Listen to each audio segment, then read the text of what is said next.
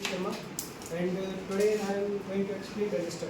तो यहाँ पे जो रजिस्टर वर्ड लिखा है, तो अगर इसका प्रोनाउंसिएशन से अपन पता लगाएं तो हमारे फर्स्ट सेम की बात आ जाती है कि हमने एक रजिस्टर पढ़ा था जो करंट को अपोज करता था।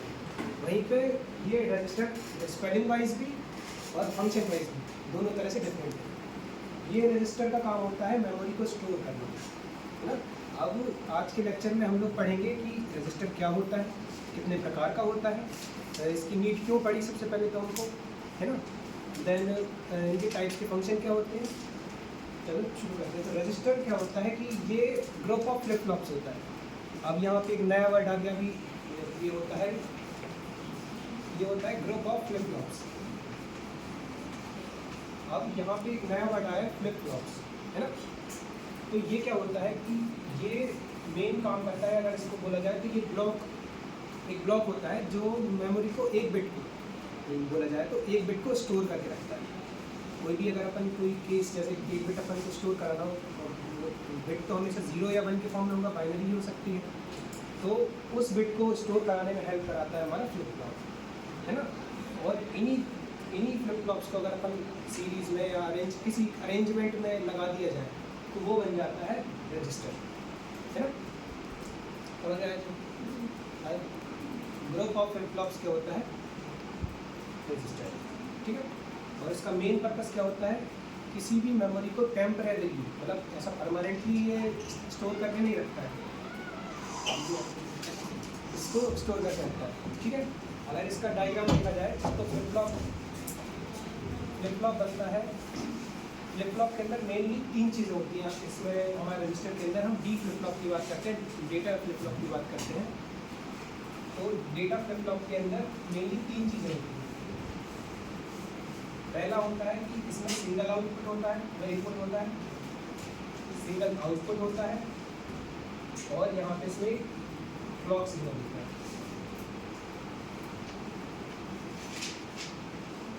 इनपुट को अपन डी से रिप्रेजेंट करते हैं, आउटपुट के लिए अपन क्यू ले लेते हैं, और क्लॉक के लिए सी लेते हैं।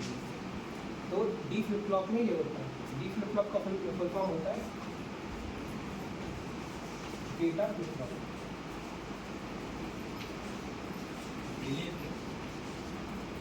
ठीक है। डिले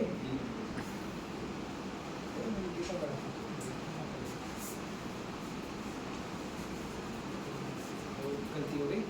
डी फ्लिप फ्लॉप का मतलब होता है डिले फ्लिप फ्लॉप, है ना। तो इसमें जब भी हमको इनपुट देना रहता है तो वो इनपुट हम यहाँ से देंगे, ठीक है। आउटपुट के लिए हम इस साइड से लेंगे और यहाँ पे हम क्लॉक लगाएंगे, ठीक है।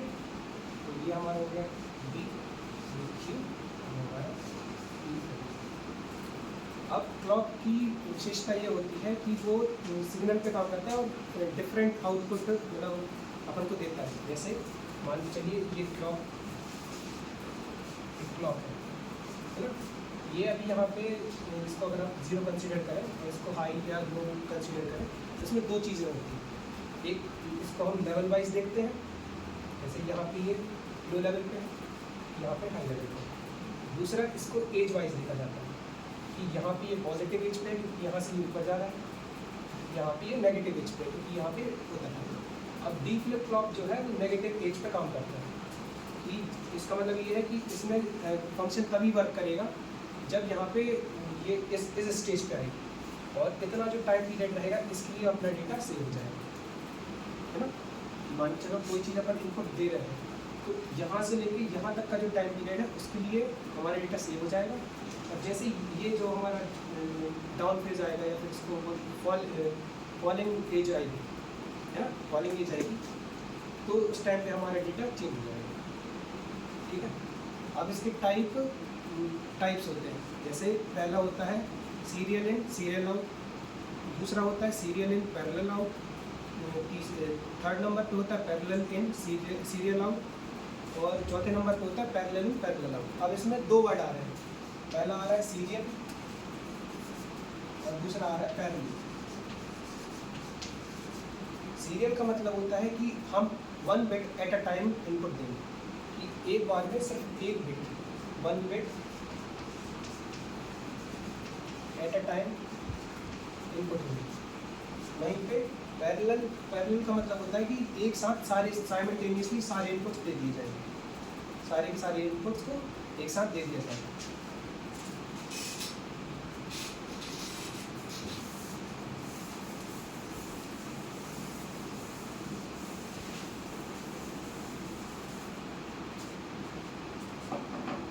हमने रजिस्टर की बात की तो हमने टाइप्स देखे, serial in, serial out shift register, serial in, parallel out, parallel in, serial out, parallel in, parallel out. इनके अलावा भी एक रजिस्टर होता है बाई डायरेक्शनल रजिस्टर,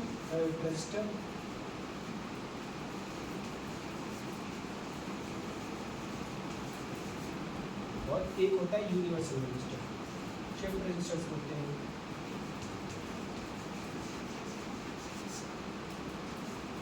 ये इतने टाइप के होते हैं। मेनली आज हम इन चारों पे बात करेंगे, है ना। अब इनकी नीड क्यों पड़ी हमको, है ना। सबसे मेन पर्पस तो यही है कि रजिस्टर्स क्यों यूज़ कर रहे हैं। तो जैसे अपन बात करें एडिशन की, तो एडिशन के लिए अपन क्या यूज़ करते हैं,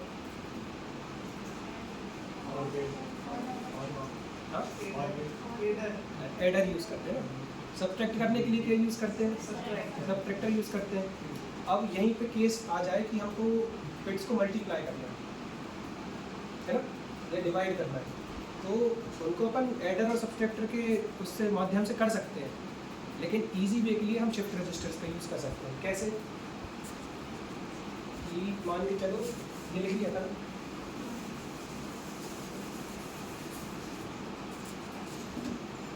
मान के चलो हमारे पास एक नंबर है बाइनरी में 0001, है ना, 0001 मतलब 1 है ना।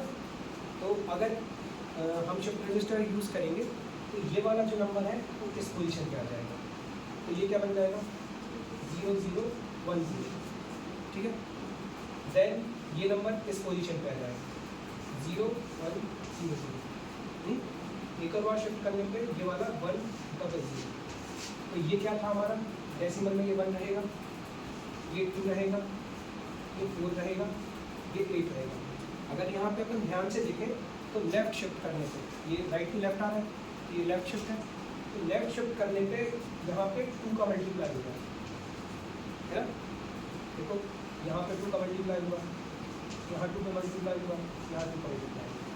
वहीं पे अगर हमारे पास कोई नंबर है ये जो डेसिमल में 8 है, इसको अगर राइट शिफ्ट किया जाए, अगली बार में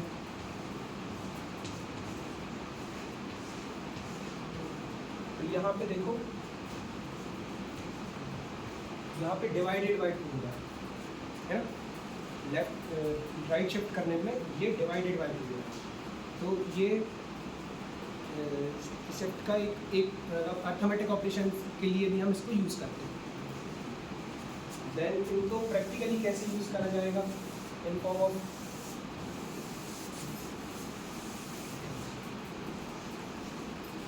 पहले हम बात करते हैं series in, series out shift register की।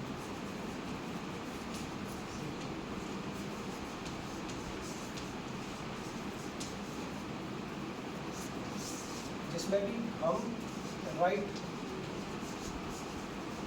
शिफ्ट रजिस्टर की बात करें, ठीक है। तो हमने शिफ्ट रजिस्टर में देखा कि ग्रुप ऑफ फ्लिप फ्लॉप होता है, तो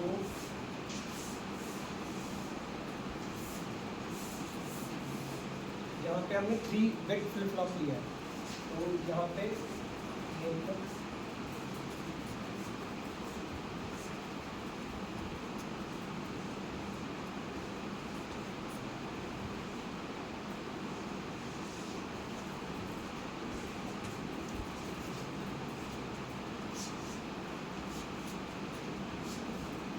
अब हम पढ़ रहे हैं सीरियल इन सीरियल आउट। तो सीरियल इन सीरियल आउट में क्या होता है कि 1 बिट एट अ टाइम होता है और इनके इनपुट्स डायरेक्टली सीरियल वे में कनेक्टेड होते हैं इस टाइप से। मतलब Q2 कनेक्ट होगा D1 से, मतलब ये पहले वाला जो अपना ये इस साइड मतलब ये वाला जो फ्लिप फ्लॉप है वो कनेक्टेड रहेगा दूसरे वाले से इन सीरीज, और वो कनेक्टेड रहेगा तीसरे वाले से।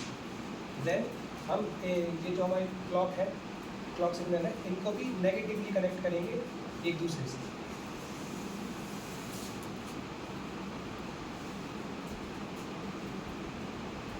ये जो यहाँ बबल लगा है, ये इसका मतलब होता है कि ये नेगेटिवली कनेक्ट है, मतलब ये जब डाउन वेज आएगी, जब भी वो सिग्नल हमारी क्लॉक सिग्नल है, इसकी जब ये डाउन वाली एज आएगी तब उस केस में से ये काम करेगी। ठीक है, तो इसमें क्या होता है कि एफ फ्लिप फ्लॉप की बात ये रहती है, जो भी वैल्यू ऑफ D2 रहती है वही सेम वैल्यू Q2 की हो जाएगी। जो वैल्यू D1 की होगी वही सेम वैल्यू Q1 की हो जाएगी, और जो वैल्यू D0 की होगी या D0 की होगी वही Q0 की हो जाएगी। ठीक है, अब इसको अगर हम प्रैक्टिकल देखें तो जैसे हमको 111 3 बिट पे स्टोर करना है ना, तो यहाँ प्रैक्टिकल बना देते हैं।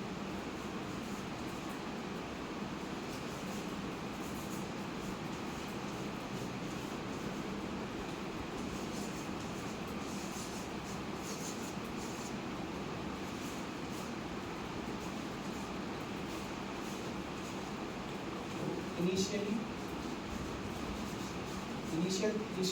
तो ये सब जीरो होंगे, उनके अंदर कुछ नहीं होगा, तो सबकी वैल्यू क्या है अभी 0 0 0 है। अब क्लॉक का जब फर्स्ट फेज आएगा, मतलब जब क्लॉक पहली बार यहाँ इस जगह पे पहुँचेगी, जब इसका डाउन फेज आएगा फर्स्ट टाइम, तो क्या होगा, ये जो हमारी यहाँ पे ये इसको क्या बोलते हैं, LSB बोलते हैं, और इसको LSB बोलते हैं। तो जैसे ही इसका ये फॉलिंग एज आएगी, तो ये वाली LSB है वो इसके अंदर चली जाएगी, मतलब D2 की वैल्यू 1 हो जाएगी, है ना। ठीक है, समझ में आएगा, समझ में आएगा।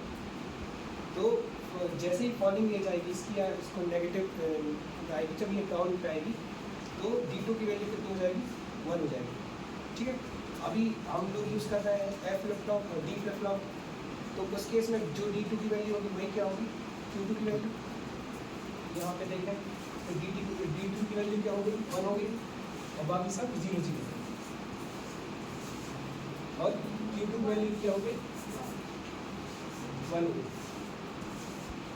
ठीक है, अब ये वैल्यू सेम रहेगी कब तक, जब तक ये यहाँ से ये पूरा क्लॉक वापस नेक्स्ट फेज पर नहीं आ जाता, सेकेंड फेज पर नहीं आती। जैसे ये वाली वैल्यू आती है, मतलब सेकेंड टाइम, है ना, तो ये वाली जो हमारी D2 की वैल्यू थी वो शिफ्ट होकर यहाँ पे चली जाएगी, है ना। तो अब जो D1 की वैल्यू है वो 1 हो जाएगी, और ये जो सेकेंड बिट है वो D2 के अंदर आ जाएगी।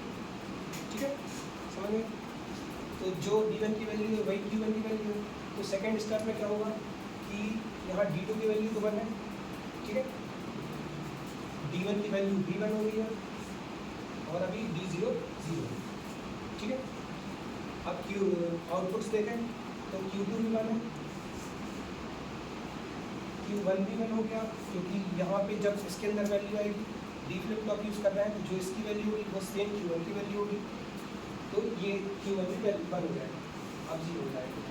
ये वैल्यू फिर से सेम रहेगी, कब तक, जब तक इसका फिर से फॉलिंग एज में आ जाए।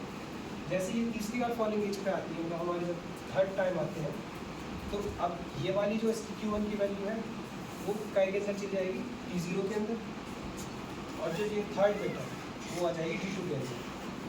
देन थर्ड स्टेप में हमारा D2 भी 1 हो जाएगा, D1 भी 1 हो जाएगा, और D0 भी 1 हो जाएगा, और हमारा आउटपुट भी 1 मिलेगा, Q2 भी, Q1 भी, और Q0। इस तरह ये बिट इसके अंदर स्टोर हो जाएगी, है ना।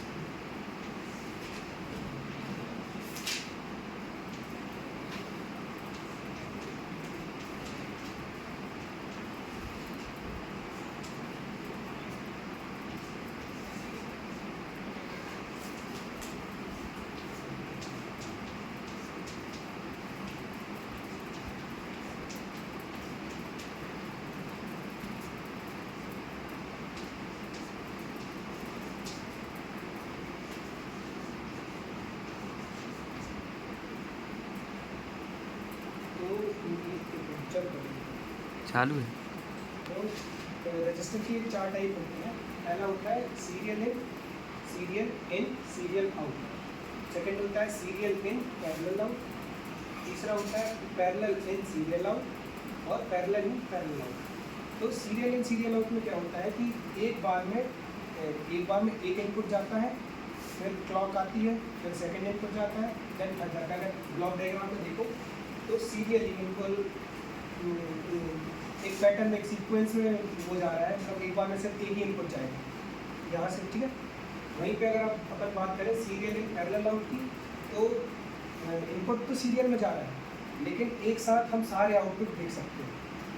यहाँ पे क्या था कि अगर एक इनपुट डालोगे यहाँ से एक ही दिखेगा। वहीं पे इस वे में देखो, इनपुट हम एक ही बार में, एक मतलब 1 बिट एट अ टाइम डाल रहे हैं, बट आउटपुट हम तीनों साइमल्टेनियसली तीनों देख सकते हैं, ठीक है। वहीं पे पैरेलल इन सीरियल आउट की बात करें तो हम सारे इनपुट एक साथ डाल रहे हैं, है ना। जितने भी आउटपुट, जैसे अभी हमने 1 1 1 लिया था, तो पहले हमने 1 डाला, है ना, फिर सेकेंड 1 डाला, वो शिफ्ट हुआ। अब इसमें क्या होता है कि अगर हमने 1 1 1 डाला है तो तीनों इनपुट एक साथ जाएंगे, बट आउटपुट हमको एक ही बार मिलेगा, ठीक है। पहले हम इन वैल्यू को इसके अंदर डालेंगे, देन उसके बाद हम आउटपुट देखेंगे। वहीं पे अगर हम बात करें पैरेलल इन पैरेलल आउट की, तो यहाँ पे हम तीनों इनपुट डाल रहे हैं और हमको तीनों आउटपुट मिल रहे हैं। तो ये मेनली स्टोरेज के काम आता है। मतलब ये तीन, ये समझ में आया है ना, कि यहाँ पे एक बार में एक इनपुट डाल रहे हैं सीरियल में, पैरेलल में सारे इनपुट एक साथ डाल रहे हैं, तो सारे आउटपुट एक साथ मिल रहे हैं, ठीक है। अब यहाँ पे देखो पैरेलल इन सीरियल आउट में देखोगे तो अब हम इनपुट एक साथ तो डाल रहे हैं, बट हमारे पास साइड्स तो है कि हमको या तो राइट साइड से इनपुट आउटपुट मिलेगा या फिर लेफ्ट साइड से, है ना। तो इस केस में हम शिफ्टर की मतलब वो हमारे ऊपर डिपेंड करता है कि हम किस साइड से आउटपुट चाहिए, हम दोनों साइड से मतलब आउटपुट ले सकते हैं।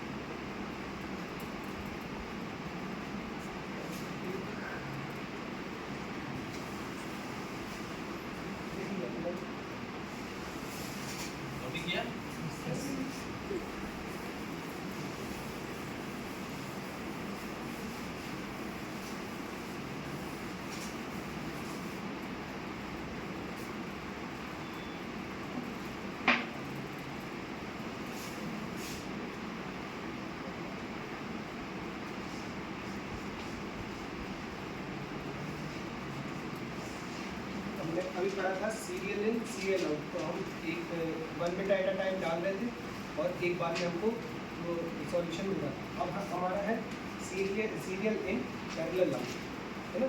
तो ये भी बिल्कुल सेम है जैसा, बस इसमें डिफरेंस ये है कि हमको सारे आउटपुट एक साथ मिलेंगे। तो सेम हम 3 बिट फ्लिप फ्लॉप लेंगे,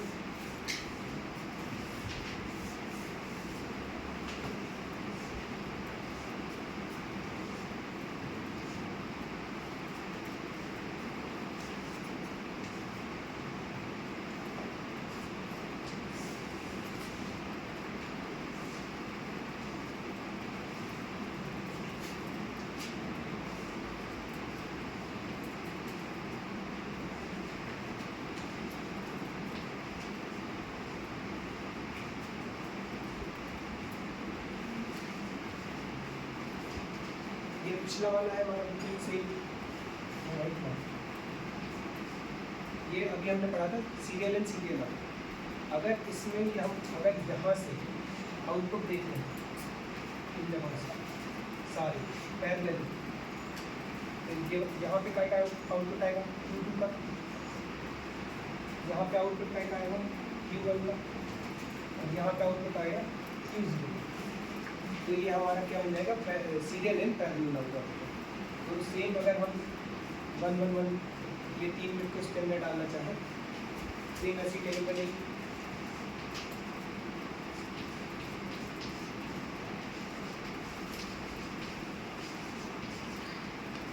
जब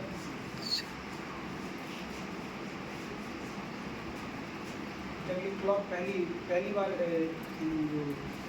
फॉलिंग एज पे आएगी, तो हम ये वाला हमारी जो LSB है वो उसके अंदर आएगी, है ना। फिर ये डी क्लॉक है, तो जो की वैल्यू होगी वही Q2 की वैल्यू हो जाएगी, तो ये दोनों 1 हो जाएंगे, है ना। बाकी सब 0, Q2 की वैल्यू कितनी हो जाएगी, 1 हो जाएगी, ठीक है। ये इनिशियली तो सब सारे के सारे 0 रहेंगे। देन जब हमारा क्लॉक का फर्स्ट फेज आएगा तो उसमें Q2 की वैल्यू 1 हो जाएगी और B2 की वैल्यू 1 हो जाएगी, बाकी सब 0 रहेंगे। देन जहाँ तक ये डेटा टेम्परेरी स्टोर रहेगा, देन सेकेंड फेज पे, क्लॉक के सेकेंड फेज पे ये जो Q2 की वैल्यू है वो शिफ्ट हो जाएगी कहाँ पे, D1 पे, और सेम वैल्यू टाइप हो जाएगी Q1 की, और जो ये सेकेंड बिट है तो D2 के अंदर आ जाएगी, है ना। तो ये दोनों 1 हो जाएंगे, ठीक है। देन क्लॉक का थर्ड फेज आएगा, थर्ड फेज पे ये शिफ्ट कर जाएगी D0 तक, है ना। जो D0 की वैल्यू होगी वो Q0 की वैल्यू होगी, है ना। और ये जो थर्ड बिट है जो हमारी MSB है वो आ जाएगी। तो इस केस में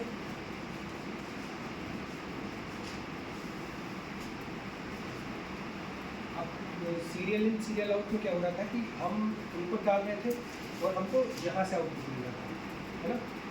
अब पैरेलल आउट में क्या है कि हमको आउटपुट पैरेलली मिलेगा, हम यहाँ से आउटपुट ले सकते हैं, यहाँ से भी आउटपुट ले सकते हैं, यहाँ से भी आउटपुट ले सकते हैं, बराबर।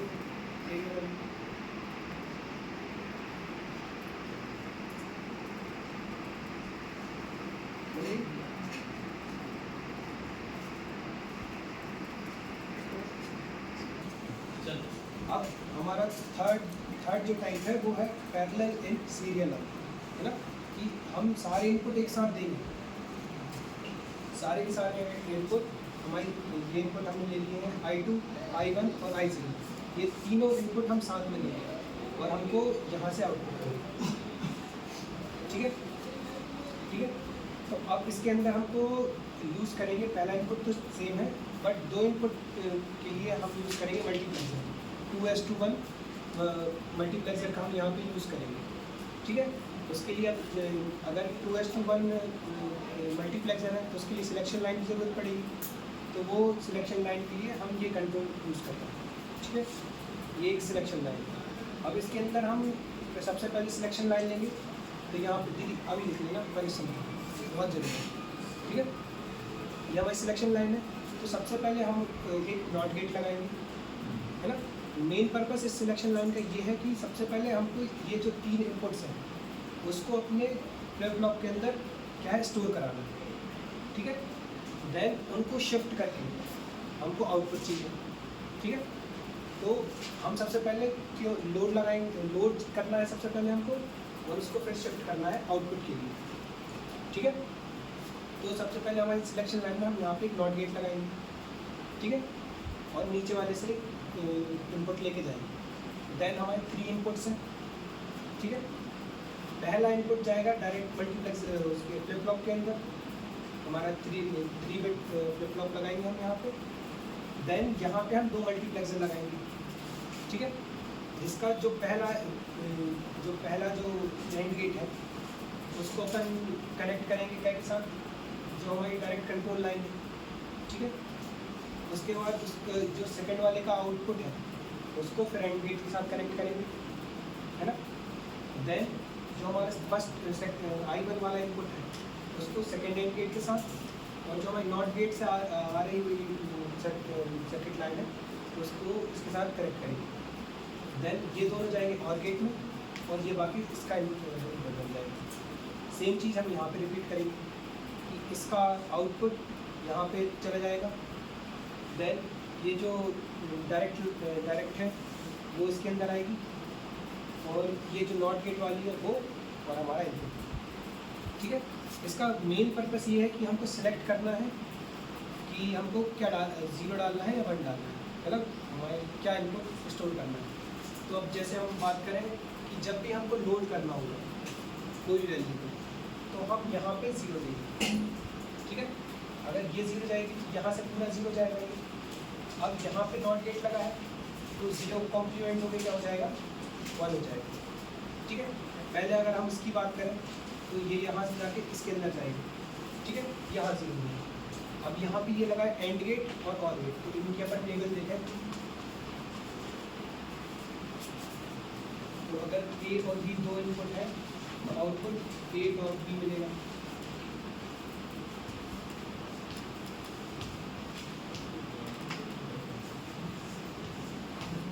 अगर हम यहाँ ध्यान से देखें, अगर ए बी इनपुट 0 होता है तो हमको आंसर क्या मिलेगा, 0 मिलेगा, है ना। सेम अगर हम बात करें और गेट, अगर ए और बी को इनपुट है तो आउटपुट ए प्लस बी। किसी का टेस्ट है तो जा सकते हैं। अगर यहाँ पे एक भी इनपुट 1 है तो हमको आउटपुट में 1 मिलेगा। अब सेम चीज़ यहाँ पे देखते हैं कि हमने सबसे पहले लोड कराना है हमको सारे वेरिएबल्स को, है ना, जितने भी हमारी वैल्यूज हैं, जितने भी हमारे बिट्स हैं, उनको हमको स्टोर कराना है। तो सबसे पहले 0 दिया, तो यहाँ पे नॉट गेट लगा तो 0 को कॉम्प्लीमेंट क्या हो जाएगा, 1 हो जाएगा, और 0 यहाँ से पास होगा तो 0 सबसे पहले यहाँ आएगा, ठीक है। यहाँ पे तो इनपुट आएगा, यहाँ पे क्या आएगा, अब यहाँ पे कुछ मतलब नहीं निकलेगा। हमने देखा है कि एंड गेट जब भी लगाते हैं और एक भी इनपुट 0 होगा तो ये तो ऑटोमेटिकली 0 हो जाएगा। बात करें इसकी तो यहाँ से इसमें 1 आएगा, इस साइड 1 आएगा, और यहाँ I1 आएगा। तो I1 प्लस ये करेंगे, I1 प्लस 1 करेंगे तो I1 जो भी इनपुट होगा वो आएगा, है ना। फिर यहाँ पे क्या लगा है ना, और गेट लगा है, तो इन दोनों का सम होगा तो यहाँ पे क्या आ जाएगा, I1 आ जाएगा। सेम चीज़ यहाँ पे होगी, सबसे पहले यहाँ 0 आएगा, ये 0 हुआ तो ये पूरा 0 हो जाएगा, यहाँ पे 1 आएगा, यहाँ पे I0 आएगा, यहाँ I0 आएगा, इसके अंदर कितना चला जाएगा, I0 चला जाएगा। इससे क्या है कि ये वाला तो डायरेक्ट इसके अंदर जा रहा है, I1 यहाँ पे है तो यहाँ पे I1 आ गया इसके इनपुट में, यहाँ पे I0 है तो इसके इनपुट में I0 आ जाएगा। तो यहाँ पे क्या हो गया, ये लोड हो गया, जैसे ही हमने 0 दिया है ना, तो हमारे जितने भी इनपुट्स थे उसके अंदर लोड हो गया। अब हमको क्या करना है, आउटपुट चाहिए कि ये वाली वैल्यूज यहाँ से आके हमको आउटपुट मिल जाए।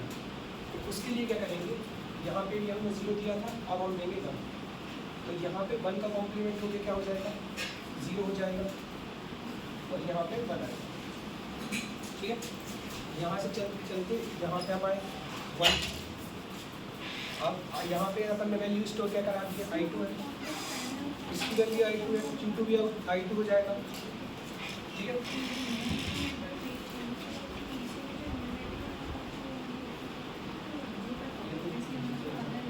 ठीक है, अब ये I2 हो जाएगा, ठीक है।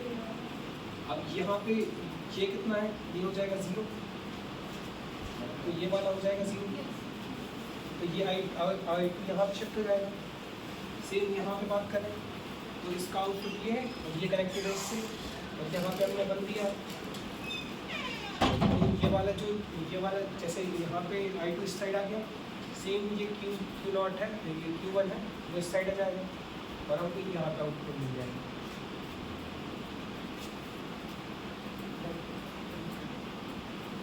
रेडी। तो इसी के साथ हमारा parallel in serial out shift register complete हो गया है।